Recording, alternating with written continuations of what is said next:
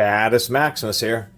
I'm calling this the Performance Tool because Performance Tool does sell the same model, just in black, and of course with their PT logo. This happens to be a ULine, a blue ULine branded one. ULine is a big office and I would say more of a warehouse supply company. You know, they sell all sorts of stuff from zip ties to shelving units and of course cardboard boxes and bubble wrap, but at an industrial scale, kind of like MasterCar or MSC or even Granger. Actually one of the few catalog businesses that are still out there.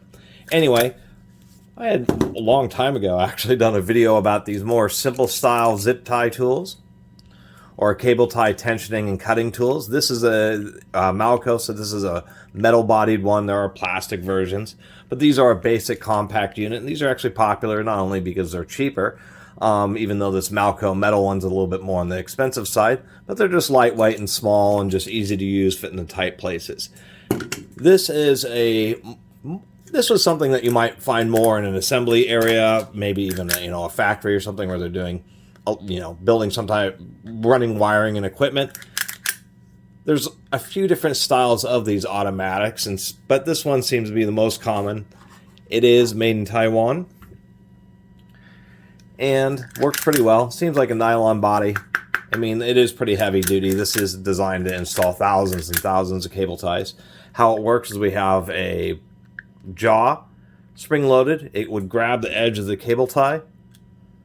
Come on now, camera.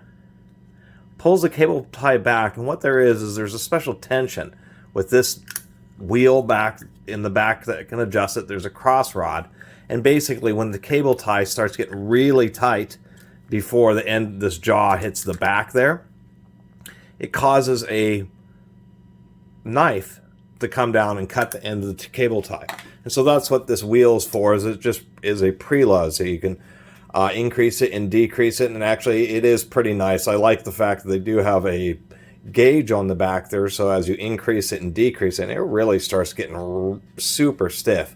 So I have it on one of the lowest settings, but I do like that it has a gauge, so it's easy for you to tell. And if you are working on certain, say silicone wires and small zip ties, you can turn it down, or if you're working on something heavier duty and thicker zip ties, you can of course dial it up, and then it's easy to tell what you need, whether judging what size of zip ties you're using. They both have their places. These little cheap ones, you can drop them a million times. They're pretty indestructible and convenient, and they're still valid. But let's take a look at this one. We'll try a little zip tie, see if that's too much, or see if the tension is, but it should be pretty simple and all automatic. It does shoot the little fingers off, as we just found. You'll have a mess of these all over the place, and that actually wasn't too bad at all. That's about the right tension. It's actually still kind of loose. It's surprising because you have a lot of tension on this wheel, but that doesn't directly translate into how much pulling force that you're getting on the zip tie itself. But it should be pretty consistent. Let's try another tie here. We'll fold up another couple of layers and text the draw up. It's really nice with these automatic ones just because of that simple fact that you just ratchet. You don't even have to do a twisting action. Of course, it is a bit larger, and this more complicated design and unit, it's probably reasonably heavy duty, but obviously if it drops a lot, you can risk breaking the wheel or breaking some mechanism inside it or damaging a portion of it here. So these, I would not say, are quite as physically durable, once again, as the more simple units, but they're just work so well, and I can't believe I haven't had one until now. But somebody had mentioned these in one of the videos, and they really are pretty good. You just ratchet up and just super duper simple. I can already tell that didn't give me quite enough force, so you can, fortunately, if it's not too loose, you don't need a ton of lead on one of these. I wonder if that's going to be enough. Let me dial this up some. We'll go up to the level 2 here. And I'm really wrenching on this little wheel. You probably want to put some oil in there if you're going to be adjusting this pretty often. That is not going to be quite enough.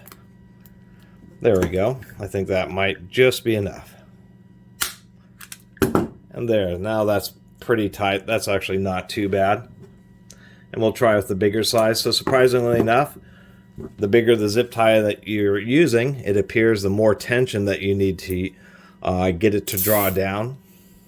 Which doesn't make a ton of sense because there's not much difference in the friction of actually tightening the cable tie. And I'm going to crank it up even further. This would be about 50% of its tension. Really fine threads in there. You really got to twist this quite a bit to get it tensioned up. Put that on there. So now we have an issue where it's actually not wanting to cooperate. And so that was a concern, is these fine teeth, sometimes they don't really want to grab. So if you flip it around to where the teeth of it can interact with the teeth on the cable tie, you'll probably have a better luck. And yeah, that's working just fine. So I guess that'd be the one criticism of these things, is they shouldn't have used such fine teeth. The reason this simple style works so well is it's actually just a one tooth, and it's reasonably sharp, so it really just bites right in. But I am surprised about how just on the back side of a, this is a cheaper cable tie. It seems if it gets to a certain point, then it can bind up, but it does want to slip some. So it's not a huge deal. These things really do work well. That probably got just about the right amount of tension. Maybe it had a bit much. I should go down a few notches here. And so you just tune it to whatever tension you need, and then it just makes it easy because you can just wrench up the cable ties and it just cuts them off, and you wrench them up, cuts it off, so it makes it for a much faster and simpler installation when you're having to do just a whole lot of cable ties. It does cut them off pretty flush, and it is reasonably dull. You don't have a sharp edge that's going to risk cutting you. And of course, the best way to use something like this would be to pre-loop and try to get all your zip ties kind of ready to go, and then you just go along with this, feed it in, punch it down, and get them cut. I'll eventually try a couple other brands just to see how they work, but as far as a basic tool, I think this one works reasonably well. I think probably one of the biggest takeaways is that the head is pretty large on this thing, so there'll be certain situations where it's just going to be too bulky to really get inside, like trying to use this inside a computer build or something. You'd have a lot of difficulty because it's just so huge compared to something that's like super compact. You can just see how much more compact the head is on something like this. So really my best advice is to really get both of them. This thing is great if you need to do a bunch, but if you're only doing a few, get something like this Malco TY2.